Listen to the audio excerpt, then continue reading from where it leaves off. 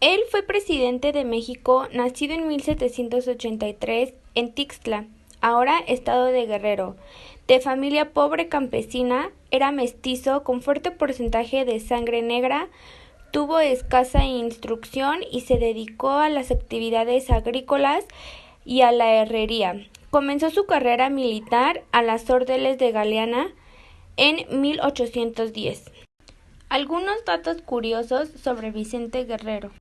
Número 1. Nació en Tixtla el 9 de agosto de 1782. Se dedicó a la armería por ayudar a su padre, quien era asistente de armero, y también fue arriero.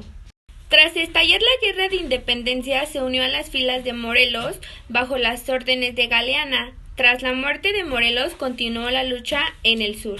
Número 3. El virrey Apodaca le ofreció el indulto. Su padre trató de convencerlo para que aceptara, pero Guerrero se negó y pronunció la famosa frase: "La patria es primero". Número 4. El 10 de febrero de 1821 protagonizó el famoso Abrazo a Acatempán, junto con Agustín de Iturbide, después de que el comandante realista lo invitara a unir fuerzas en la lucha de independencia. Número 5. Promulgó el Plan de Iguala junto con Iturbide. En él se estableció la creación del ejército tigrante y se acordó la independencia de México. Número 6. Después de que proclamaron emperador a Iturbide, Guerrero se levantó en armas junto con Nicolás Bravo. En 1823 derrocaron el imperio y se restauró la república. Número 7. Fue el segundo presidente de México en 1829 y ocupó el cargo únicamente por 9 meses. En su mandato gestionó la creación de escuelas públicas y una reforma agraria. Número 8. Expidió el decreto de abolición de la esclavitud, promulgado por Miguel Hidalgo. Y por último, dejó la presidencia después de que los conservadores lo acusaran por violar la Constitución. Después de huir al sur, lo apresaron y fusilaron el 14 de febrero de 1831 en Oaxaca.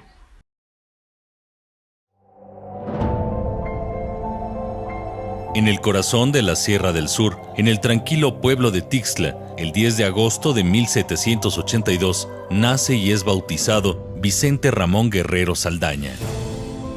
De sangre indígena y africana, su destino parecía ser igual al de muchos en ese nudo de montañas. Vivir de lo que la tierra producía y comerciar sus productos con los hacendados Galeana o en ciudades como Oaxaca y Puebla, o acercarse al puerto de Acapulco a la llegada del galeón de Manila en el bullicio del comercio que propiciaba. Vicente Guerrero fue arriero, hombre fuerte, acostumbrado a cabalgar durante días y a andar por los caminos difíciles de las montañas. Eran épocas vigiladas por un gobierno que mandaba callar y obedecer. Épocas pacíficas, pero difíciles e injustas. Un día de noviembre de 1810, por el rumbo de la Tierra Caliente de Michoacán, un grupo de jinetes, encabezados por José María Morelos, se acercó a los Galeana. El cura tenía una encomienda: llevar la guerra contra el mal gobierno al sur y tomar el fuerte de Acapulco. No lo sabían, pero entonces se abrió una puerta de la historia para todos, para los Galeana y para Vicente Guerrero. En 1812, el general Morelos le confiere el grado de capitán y regresa a la Sierra del Sur. Se encuartela en Tasco, rico enclave minero, donde hostiliza las caravanas comerciales provenientes de Acapulco. Dos rasgos distinguían al capitán Guerrero: su movilidad y su sentido para administrar la guerra. Ya entonces era temible. Comandaba un grupo de 300 afrodescendientes de la costa que no conocían el miedo en combate. Más tarde le seguirían también indígenas tlapanecos, nahuas y mixtecos, y numerosos mestizos y castas. A su valor le acompañó la fama. Ascendió rápidamente a coronel y luego a brigadier. Se reafirmó como el dueño de la ruda topografía del sur. Tenía 33 años de edad. Entonces Morelos le encomendó proteger al Congreso en los rumbos de Izúcar y Tehuacán. Era 1815, pero la muerte del generalísimo en diciembre desorganizó al movimiento armado. Entre dificultades pero con firmeza, Vicente Guerrero y sus hombres continuaron la lucha, cubriendo un enorme territorio entre la Mixteca y la costa del Pacífico, hostilizando a las fuerzas realistas. Para aquel momento, los insurgentes eran un grupo apenas conectado de guerrillas, pero fueron persistentes. Tanto que el gobierno buscó negociar la pacificación. Era 1817. Por disposición del virrey Apodaca, se le ofreció el perdón con ventajas económicas. La decisión fue solemne. Cuenta la crónica que el caudillo dijo: «Compañeros, ¿veis a este anciano respetable? Es mi padre. Viene a ofrecerme empleos y recompensas a nombre de los españoles. Yo he respetado siempre a mi padre, pero mi patria es primero». Le siguieron una cadena de combates tan asombrosos como alentadores, que le permitieron armar a casi 2 millares de hombres para volver a dominar desde la Costa Grande y parte de la Tierra Caliente, en la región del Balsas, hasta las serranías. Por otro lado, una crisis en el gobierno virreinal llevó al coronel Agustín de Iturbide a encabezar la guerra contra los insurgentes. Pero la rapidez de las guerrillas y sus triunfos y la inestabilidad política del gobierno convencieron a Iturbide de la necesidad de diálogo con Guerrero para buscar la independencia de la Nueva España. El 10 de enero lo invitó a unirse y tomar acuerdos. Guerrero contestó que la independencia y la libertad eran los propósitos de los alzados y los pueblos. Con esa condición, se realizó la alianza en Acatempam, poblado cercano a Teololoapan, en febrero del gran año de 1821. La Nueva España agonizaba. El 24 de febrero se firmó el documento fundacional de la nación mexicana, el Plan de Iguala. Para el 27 de septiembre nació México. En la capital, el ejército trigarante entró triunfal. Iturbide desfilaba al frente y las tropas del general Guerrero cerraban el contingente. La concordia duró poco tiempo. Iturbide se proclamó emperador en mayo de 1822 y persiguió a sus opositores, entre ellos los antiguos insurgentes Vicente Guerrero y Nicolás Bravo. Pero 9 meses después, Iturbide renuncia a la corona y el poder ejecutivo recayó en un triunvirato de independentistas: Bravo, Guadalupe Victoria y Pedro Celestino Negrete. A partir de entonces, Guerrero ocupó distintos cargos en la administración de la joven república que iniciaba su historia con el primer presidente, Guadalupe Victoria. En enero de 1829, Vicente Guerrero sería nombrado presidente de la República. No sería una gestión tersa. Sus enemigos políticos conjuraban con desprecio racial. Por todos los medios buscaron desconocerlo. A sus 44 años, también pesaban los efectos de la guerra en su cuerpo.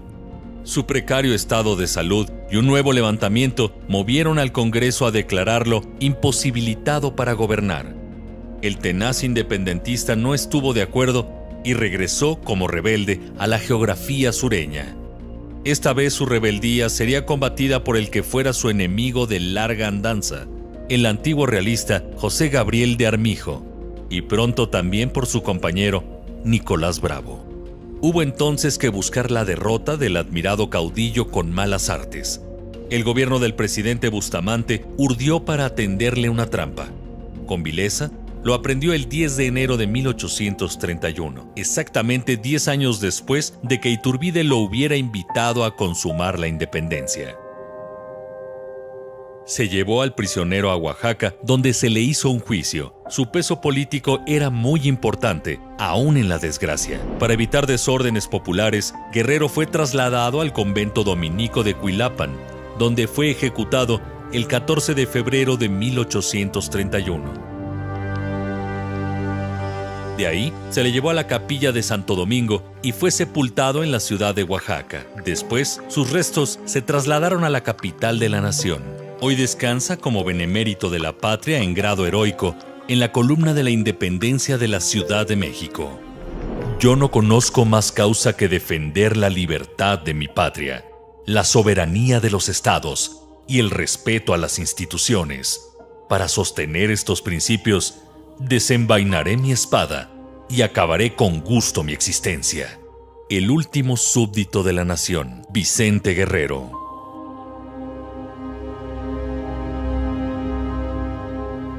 El 10 de febrero de 1831 fue declarado culpable de sedición. Este delito se castigaba con la muerte, aunque los militares que antes lo habían hecho recibieron penas de prisión y de exilio. Solo Agustín de Iturbide había sido fusilado. La figura de Guerrero fue rehabilitada después en 1841. El Congreso decretó que su nombre se inscribiera con letras de oro en el recinto legislativo. En 1921, el nombre de Iturbide fue retirado del mismo sitio y 50 años más tarde, un decreto estableció que Guerrero era el auténtico consumador de la independencia. Dos de los episodios de su vida que más se celebran son dudosos. Ambos tienen la misma fuente, conversaciones que supuestamente tuvo con su compañero político Lorenzo de Zavala. Según esta versión, durante la Guerra de Independencia, el virrey envió al padre de Guerrero para ofrecerle el indulto. El caudillo insurgente lo rechazó. Amaba a su padre, pero la patria es primero, como reza la frase que adorna varias dependencias públicas en México. No hay testimonios de que eso ocurriera. El propio virrey, en una comunicación al gobierno, señaló que ofreció el indulto a Guerrero por distintos medios, pero no a través de su padre. La frase, por otro lado, era común en la época. Florencio Oleari la atribuyó a Simón Bolívar y el mismo Guerrero la usó en una carta en 1822. Pero para elogiar al verdadero padre de la patria, el emperador Agustín I.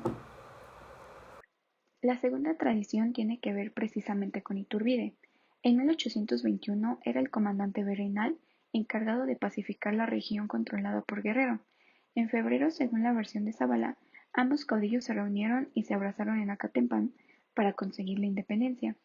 Lo ocurrido fue menos romántico. El jefe insurgente desconfiaba entonces del comandante virreinal, así que envió a uno de sus oficiales a la reunión.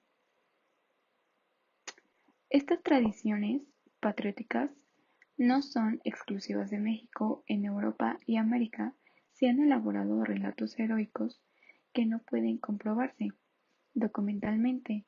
La investigación profesional histórica suele dar de cómo se han construido esas narrativas. La versión patriótica del pasado tiene el objetivo de proporcionar un sentido de identidad a las sociedades, de construir naciones. Guerrero se puso bajo las órdenes de Iturbide, a quien sería completamente leal. Incluso este se convirtió en emperador tras el establecimiento de la República. Adquirió renombre como brazo armado del gobierno federal encargado de reprimir levantamientos antiespañoles y de sectores del ejército. La presencia de Guerrero en la prensa era constante a tal grado que sus partidarios supusieron que ganaría las elecciones a la presidencia. No contaban con que el sistema indirecto daría el triunfo a la secretaria de Guerra, Manuel Gómez Pedraza. En diciembre de 1828, el hombre que defendió las instituciones republicanas, que combatió alzamientos y rebeliones, tomó las armas contra el gobierno, los motines populares y el saqueo de los comercios de la capital. Causaron enorme miedo entre los hombres de bien. Huelga decir que cuando se presume que México tuvo un presidente afrodescendiente, antes que casi todos los demás países americanos, se suele omitir que llegó al poder por medios violentos e ilegales. Guerrero tuvo una breve presidencia, enfrentó el intento español de la reconquista de México y el 15 de septiembre de 1829 decretó la abolición de la esclavitud, aunque prefirió voltear al otro lado ante la entrada de colonos esclavistas estadounidenses en Texas. No podía hacer nada para detenerlos. Ese decreto fue también una advertencia a los grandes propietarios cubanos que habían financiado la campaña contra México y prosperaban gracias a la esclavitud. Para solucionar la bancarrota de la Federación, impulsó impuestos directos que fueron vistos como un ataque centralista para quitar recursos a los estados. Eso y los poderes extraordinarios, inconstitucionales, dieron pretexto para que el vicepresidente se rebelara con la bandera del respeto a la legalidad y el federalismo. El presidente derrotado salió a la región del sur, aquella de donde era originario. Allí se defendió del acoso de las fuerzas federales, con el desenlace referido. Como puede verse, la historia del general Guerrero no es muy diferente a la de otros caudillos del siglo XIX. La construcción de su figura heroica responde al rechazo que generó Iturbide por convertir a los insurgentes y luego coronarse emperador, lo que ha sido interpretado como muestra de conservadurismo. En el caso de Vicente Guerrero, el relato tradicional ha exaltado su deber patriótico, superior al amor filial. Su incorporación al movimiento que condujo en 1821 a la independencia ha sido interpretado como un llamado a la unión de todos los mexicanos para emplear las palabras de la coordinación de la Presidencia de México. Para las conmemoraciones, representadas por el abrazo de Acatempan. Vicente Guerrero era afrodescendiente, una casta, que en la época colonial no tenía los privilegios de españoles ni de indígenas. La Constitución de 1812 negó la ciudadanía a quienes traían su origen de África. Cuando el comandante Carlos Moya ofreció a Guerrero que dispusiera las armas y jurara la Constitución, que daba iguales derechos a españoles y americanos, ésta respondió que no, pues el orden liberal español lo excluía. Si en febrero de 1821 se unió al proyecto de Iturbide, fue porque garantizaba derechos a grupos sociales diversos, incluidos europeos, africanos y asiáticos, como afirmaba el preámbulo del Plan de Iguala. El 2% de la población de México hoy se reconoce como afrodescendiente. Durante casi 2 siglos fue el segundo grupo más grande de la Nueva España, solo superado por la población indígena. El relato patriótico que buscaba construir una identidad nacional incluyó algunos episodios heroicos que no tienen fundamento documental. La investigación académica ha mostrado que la trayectoria de Guerrero, más que de identidad, puede dar cuenta de la diversidad social y que la historia es más compleja que el discurso de buenos patriotas contra malos conservadores.